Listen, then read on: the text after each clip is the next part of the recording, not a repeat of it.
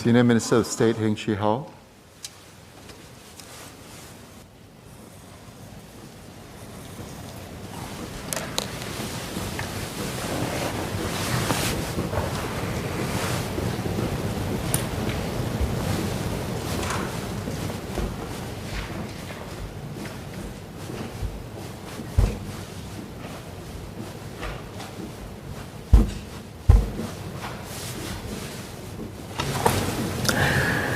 Mr. Chairman, Defense Minister Dr. Ng has emphasized the need for a forward-looking SAF to confront increasingly complex challenges.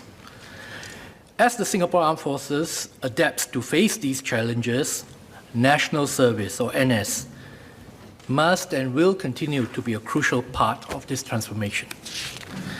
NS continues to be the backbone of our defense, and we must strengthen NS for our next generation SAF and a new generation of national servicemen. We established the NS Review Committee, or NSRC, last year, precisely with this in mind. Let me share the committee's enhancements, focusing on three areas. First, maximizing our servicemen's contributions. Second, improving their health and fitness. And third, enhancing their service experience. Let me begin by speaking on maximizing our servicemen's contributions. As Defense Minister has described just now, with differing medical fitness levels, educational backgrounds, and skill sets, our servicemen can contribute to our defense effectively but differently. And we seek to unlock their potential in several ways. Optimizing deployment.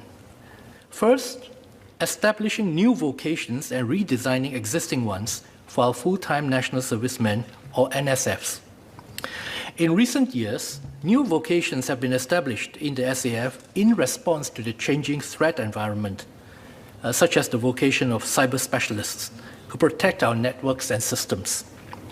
For more established roles, Defense Minister has highlighted our redesign of jobs through technology, such as the development of unmanned watchtowers and unmanned surface vessels to augment our security troopers and base defense operators. Second, better matching servicemen to roles where they can be operationally effective regardless of medical fitness. This, again, Defense Minister has mentioned earlier. We are redesigning our medical classification system and the Physical Employment Standard System, or PES system, to shift away from that binary classification of a serviceman either as combat fit or not combat fit for purposes of deployment. That system has been with us for a long time. Medical exclusions that used to limit deployments may no longer be so relevant in today's operational context, especially with the latest technology. The key idea is to deploy every soldier in a meaningful operational role without compromising safety and while maintaining and ensuring operational effectiveness.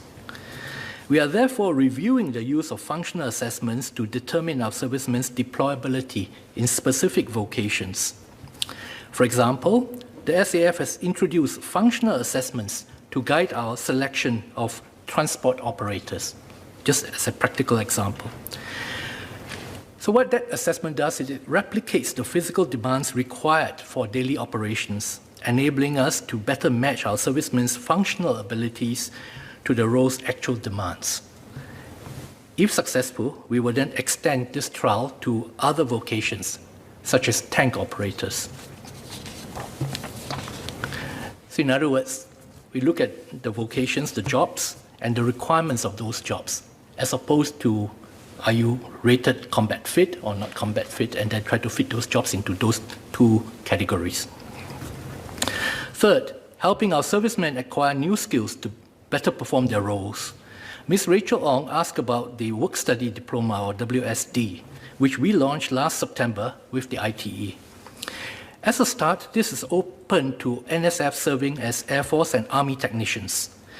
Under the WSD, servicemen will undergo training to obtain a MINDEF-sponsored ITE diploma in aircraft maintenance engineering or in electrical engineering. Spending 3 or 4 years in total with the SAF, these servicemen will be given a contract that will entitle them to the pay and benefits of a SAF regular after they have completed a stipulated period as NSFs. The first batch of 37 servicemen will commence this program this April. These WSDs are SAF or MINDEF SAF's latest addition to work-learn schemes for our national service, for full-time national servicemen. We also introduced the Cyber NSF scheme in 2018. These schemes support our servicemen's professional development while allowing them to put their learning into practice and contribute to MINDEF SAF in the defense of Singapore. And we will continue to explore more such work-learn schemes in the future. Beyond the NSFs, we see a valuable opportunity to also harness the useful knowledge and skills of our NS men who have attained, Beyond NSFs, we see a valuable opportunity to harness the useful knowledge and skills that our NS men have attained through their studies and civilian work. In 2019, we announced that NS men with specialized civilian expertise can be deployed in the operationally ready NS cycle earlier to areas requiring such expertise, such as in law, psychology, under the expertise conversion scheme. The scheme has served us well against a growing spectrum of non-conventional threats, including in domains such as infocomms and maritime. Moving forward, we will systematically expand opportunities to deploy NS men with relevant civilian expertise, and we will increase the areas they can be deployed to and establish a dedicated deployment center to oversee this expansion. Next, enhancing safety. Even as we seek to maximize our servicemen's contributions to mission success, let me at the same time emphasize that safety will always be a central priority for us as well. It is always mission success, safety always. Following the training accidents from 2017 to 2019, the SAF has invested even more significant efforts to enhance safety management in our units, to train our commanders better in safety leadership, and to establish an even stronger safety culture among our soldiers. In enhancing these areas, we have continued to tap on external safety experts. This started in 2013, where MINDEF established the first external review panel on SAF safety, or ERPSS. To have safety experts from academia and industry provide an independent assessment of the SAF's safety systems and processes. The second ERPSS completed their 3.5-year tenure in December 2020. They have been extremely helpful to MINDEF SAF in assessing the progress of the SAF's safety journey, as well as in highlighting opportunities for improvement. We also appreciate all the panel members' participation in the MINDEF's Committee of Inquiry for Training Accidents and the panel's independent review of all COI findings on training safety. Mr. Alex Yam asked about the second ERPSS's findings. The second ERPSS acknowledged the efforts and progress that the SAF has made to strengthen safety and observed its strong command emphasis on building a positive safety culture. These efforts include internalizing the importance of safety in SAF units' everyday activities and leveraging digital means to enhance safety management. The panel also offered useful suggestions based on industry best practices, such as benchmarking the safety training of our commanders, trainers, and safety officers to those of industry. The SAF will follow up on these recommendations. Given the panel's valuable contributions, MINDEF has accordingly commissioned the third ERPSS for another 3-year tenure beginning this year. Apart from the ERPSS, the SAF conducts internal audits to ensure that there are robust safety management systems and a healthy safety culture in our units. The SAF Inspector General's Office, or IGO, was formed in 2019, and it has just completed its full first 2 years audit cycle of all SAF formations. Mr. Alex Yam requested an update. Overall, the IGO observed notable progress in strengthening the SAF's safety culture. There has been a sustained uptrend in open reporting received in the past 2 years, where servicemen, regardless of rank, report near misses and safety hazards. All units have also made significant adjustments to their training schedule to permit time for safety, including conducting daily safety briefs and catering dedicated training time to obtain feedback from soldiers on safety. To overcome the rank gradient, our units have appointed rank-and-file soldiers as safety advocates to communicate and facilitate communication with their unit commanding officers on safety measures. The IGO's audits also found that soldiers have responded positively to the safety measures implemented in these past 2 years, building on past efforts, but the 2 years since the IGO's formation, with our commanders leading enhancements in unit safety processes and influencing their soldiers' safety mindsets. Nevertheless, given the constant turnover of servicemen, it is crucial that the SAF sustain these efforts and keeping our soldiers updated on the latest safety incidents and lessons learned to avoid making mistakes or repeating mistakes and doing all we can to prevent accidents. Ultimately, the SAF is committed to the vision of zero accidents.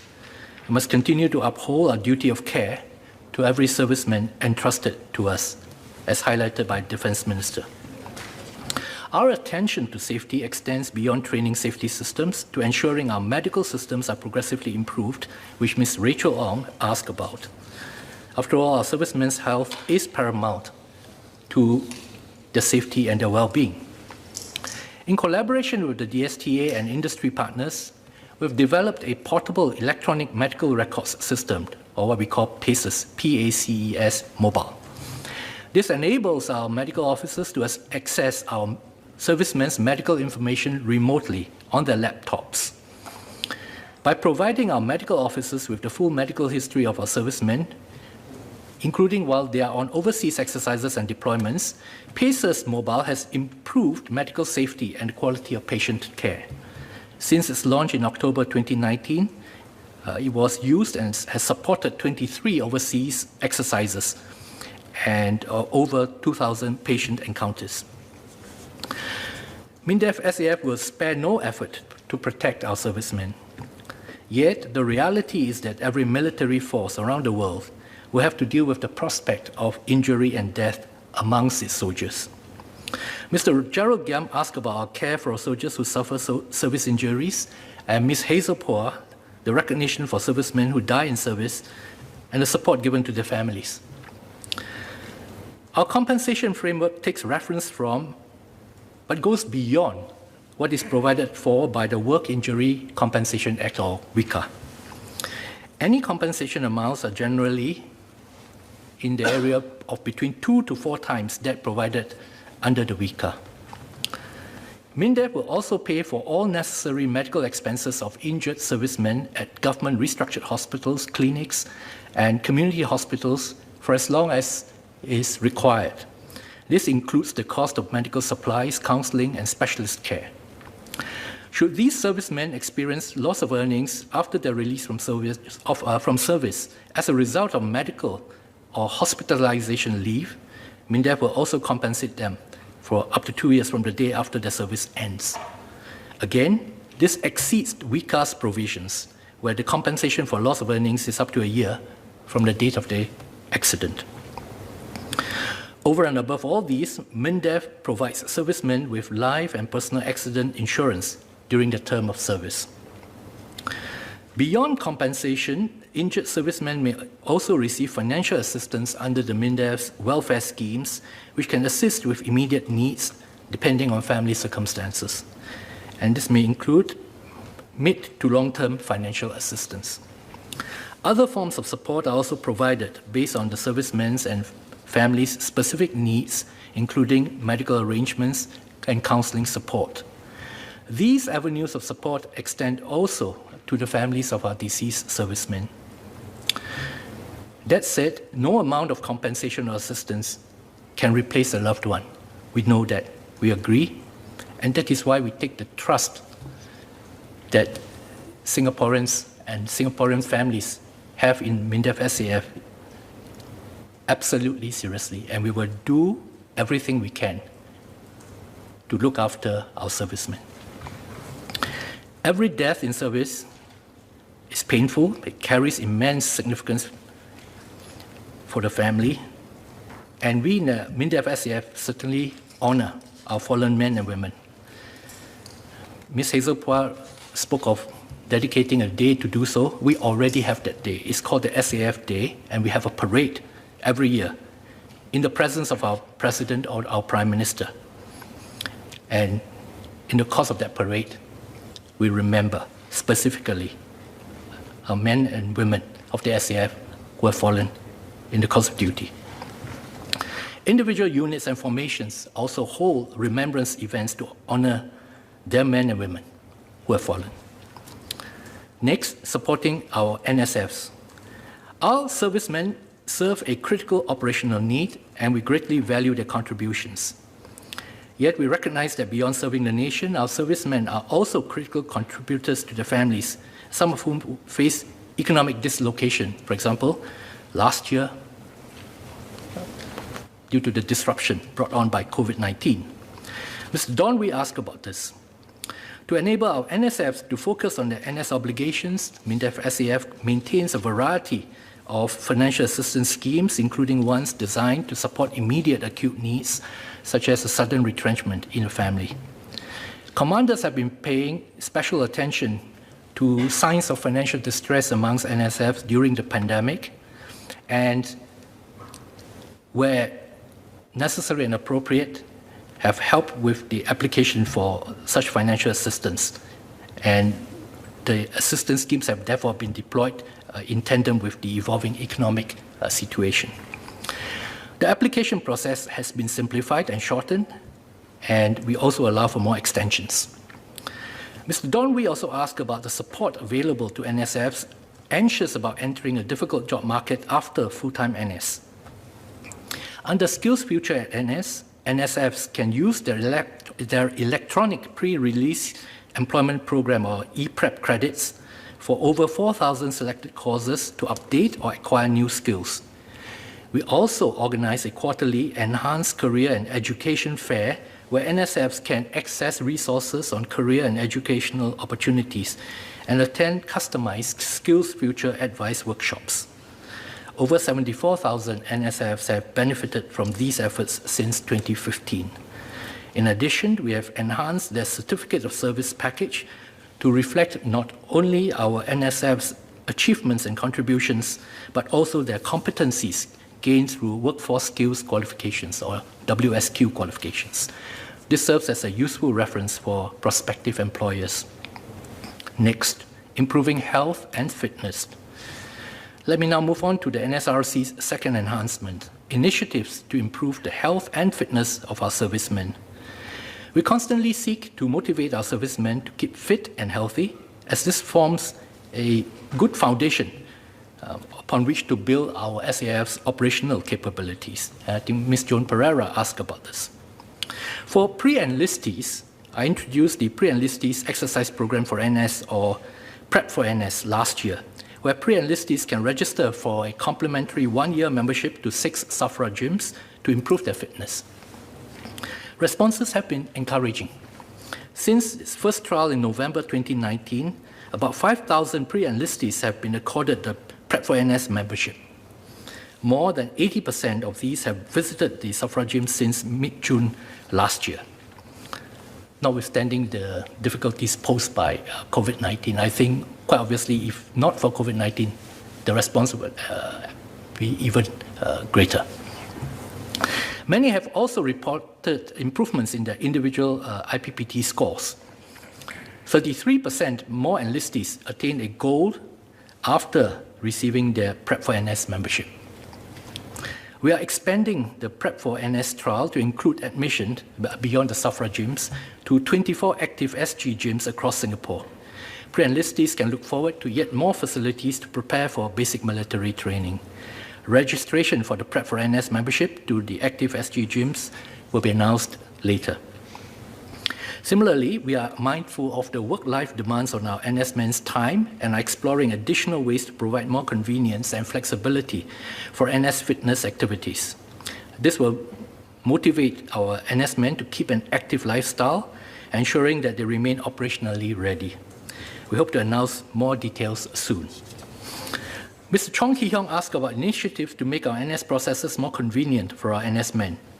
Besides fitness activities, our Enhanced Health Screening Program, or HSP, is a key example of this. NS men who are IPPT eligible and age 35 and above undergo screening to ensure that they can safely participate in the more strenuous activities during the ICT. We have introduced 2 enhancements which will benefit about 11,000 NS men annually. First, we can now complete the HSP for most NS men in a single session instead of 2, thus saving them an entire trip. Second, we will establish a specialized HSP center in our MMI campus in NUS Kent Ridge by mid-2021. MMI used to be known as the Military Medicine Institute. This centralized location will bring greater convenience to our busy NS men who can expect shorter booking and waiting times. Better experience through digitalization is the next area that I will speak on. The NSRC's third focus area is enhancing every serviceman's NS experience. Our daily activities are increasingly conducted on digital platforms. We therefore intend to leverage technology to enhance the NS experience, and this is part of our digital transformation efforts, which is ongoing and which Defense Minister mentioned. MINDEF SAF has established a NS digital transformation plan for the next 5 years to develop digital products catering to our tech-savvy servicemen. We have also plans to consolidate all digital services through the NS journey onto a single platform, which is what Mr. Patrick Tay asked about. Our national servicemen are at the heart of our digitalization drive, and we are committed to making NS-related services and processes ever more convenient and seamless. Mr. Chairman, let me sum up. As the SAF transforms to meet new threats, so must NS. We're committed to strengthening NS for a new generation of servicemen in 3 ways: maximizing their contributions, improving their health and fitness, and enriching the NS experience. You must never forget that NS was designed and put in place for an existential purpose. We need NS, and we need an effective NS in order to safeguard our survival, our security, our freedom, our sovereignty.